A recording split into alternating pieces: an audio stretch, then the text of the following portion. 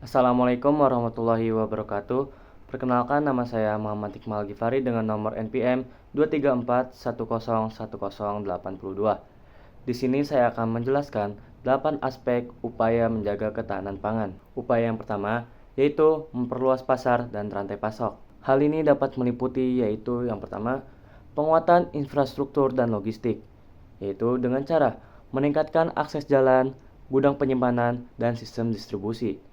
Lalu, mengembangkan teknologi rantai dingin untuk produk pertanian yang mudah rusak.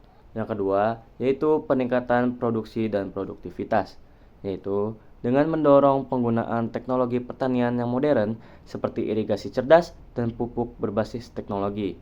Lalu, memberikan pelatihan kepada petani untuk meningkatkan hasil panen. Nah, salah satu contoh program di Indonesia yaitu ada Food Estate. Food Estate adalah salah satu program yang dijalankan oleh pemerintah di Indonesia untuk ketahanan pangan. Program ini bertujuan untuk mengembangkan kawasan pertanian skala besar yang terintegrasi dengan peternakan dan perikanan, serta didukung oleh teknologi modern. Food Estate dikembangkan di beberapa daerah seperti Kalimantan Tengah dan Sumatera Utara, guna untuk meningkatkan produksi pangan nasional dan mengurangi ketergantungan impor. Selanjutnya, upaya kedua untuk menjaga ketahanan pangan yaitu dengan perbaikan kebijakan institusi. Langkah-langkah meliputi hal itu yaitu yang pertama, dengan reformasi regulasi dan kebijakan pangan. Menyusun kebijakan yang lebih fleksibel dan adaptif terhadap perubahan iklim dan krisis pangan, menyesuaikan peraturan impor dan ekspor pangan untuk menjaga stabilitas harga dan stok pangan nasional. Lalu, yang kedua yaitu penguatan kelembagaan pangan dengan memperkuat koordinasi antara kementerian, lembaga pangan, dan pemerintahan daerah. Salah satu contoh program yang ada di Indonesia yaitu Silokpan atau Sistem Logistik Pangan. Lalu, upaya ketiga dalam menjaga ketahanan pangan yaitu perbaikan gizi dan kualitas pangan. Hal itu dapat meliputi yang pertama yaitu dengan peningkatan diversifikasi pangan, yaitu mendorong pangan lokal yang beragam seperti karbohidrat selain beras seperti ubi, sagu, dan jagung. Lalu mengembangkan produk pangan fortifikasi, yaitu dengan ditambahkan zat gizi seperti vitamin dan mineral. Lalu yang kedua yaitu penyediaan pangan bergizi dan terjangkau, yaitu dengan memastikan akses masyarakat terhadap sumber pangan berkualitas melalui subsidi dan bantuan sosial. Lalu mengembangkan kebijakan harga pangan agar tetap stabil dan terjangkau bagi lapisan masyarakat. Nah, salah satu program yang ada di Indonesia yaitu Program Pemberian Makanan Tambahan atau disingkat PMT. Selanjutnya, upaya menjaga ketahanan pangan yang keempat yaitu perbaikan manajemen sumber data dan adaptasi perubahan iklim untuk mencapai ketahanan pangan. Hal-hal yang meliputi yaitu yang pertama, penguatan sistem data dan informasi pangan. Dengan membangun sistem pemantauan data real-time mengenai produksi, distribusi, dan konsumsi pangan, lalu menggunakan teknologi big data dan kecerdasan buatan AI untuk menganalisis tren produksi pangan dan prediksi cuaca. Yang kedua, yaitu pengembangan teknologi adaptasi perubahan iklim, yaitu dengan meningkatkan penelitian dan pengembangan varietas tanaman tahan perubahan iklim seperti padi tahan kekeringan dan banjir. Lalu mendorong penggunaan pertanian presisi dengan sensor cuaca dan sistem irigasi hemat air. Salah satu program yang diterapkan pemerintah adalah elektronik pencatatan dan pelaporan gizi berbasis masyarakat atau EPPGBM.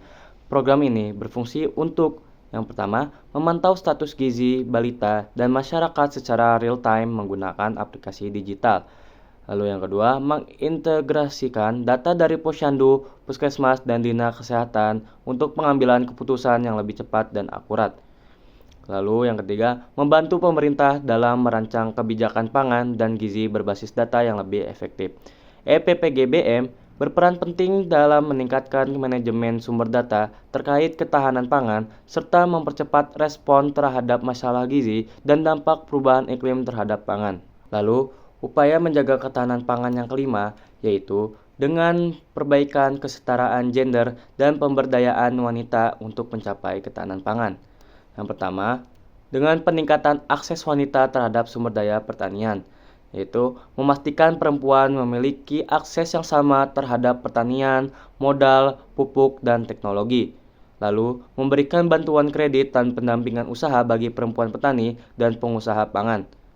Yang kedua, pemberdayaan perempuan dan rantai pasok pangan, yaitu melibatkan lebih banyak perempuan dalam produksi, pengolahan, dan distribusi pangan. Mendukung koperasi dan usaha mikro yang dikelola oleh perempuan dalam sektor pangan. Nah, yang ketiga yaitu dengan pendidikan dan pelatihan bagi perempuan petani. Dengan mengadakan pelatihan pertanian berkelanjutan, teknik pengolahan pangan, dan manajemen bisnis bagi perempuan, lalu meningkatkan kesadaran akan hak perempuan dalam sektor pertanian dan ketahanan pangan. Salah satu program yang ada di Indonesia yaitu program Perempuan Tani. Lalu, upaya menjaga ketahanan pangan yang keenam yaitu dengan memperbaiki mata pencaharian dengan fokus pada produktivitas pertanian. Nah, hal ini dapat meliputi yang pertama, peningkatan akses terhadap teknologi dan inovasi pertanian, yaitu dengan mendorong penggunaan alat dan mesin pertanian modern untuk meningkatkan efisiensi dan hasil panen.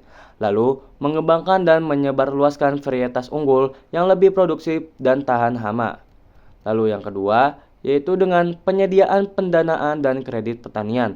Salah satu program yang ada di Indonesia yaitu Program Rural Empowerment and Agricultural Development Scaling Up Initiative atau yang biasa kita sebut REDSI. Lalu upaya menjaga ketahanan pangan yang ketujuh yaitu peningkatan ketahanan populasi rentan untuk mencapai ketahanan pangan. Yang pertama, dengan peningkatan akses pangan bagi kelompok rentan, yaitu menyediakan bantuan pangan langsung bagi masyarakat miskin, lansia, ibu hamil, dan anak-anak. Lalu, mengembangkan sistem distribusi pangan yang memastikan kelompok rentan memiliki akses makanan bergizi dengan harga terjangkau. Lalu, hal yang meliputi yang kedua, yaitu program gizi dan intervensi kesehatan, yaitu dengan memberikan makanan tambahan bergizi kepada balita dan ibu hamil untuk mencegah stunting dan gizi buruk. Lalu, meningkatkan layanan kesehatan dan edukasi gizi bagi masyarakat rentan, terutama daerah terpencil.